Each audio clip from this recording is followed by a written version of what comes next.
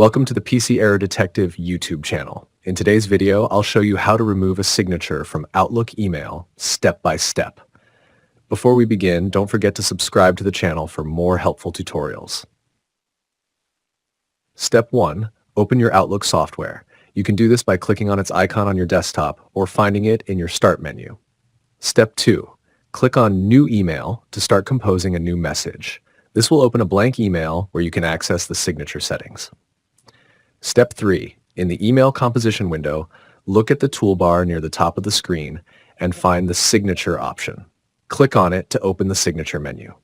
Step 4. A drop-down menu will appear. From this menu, select Signatures.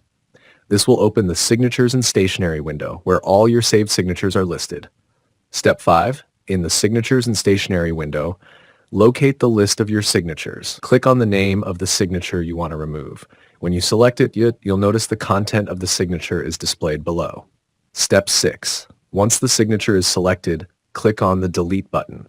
A confirmation prompt may appear, asking if you are sure you want to delete it. Click Yes to confirm. Finally, click OK to save your changes and close the window. Your selected signature has now been removed from Outlook. And that's it. Thanks for watching.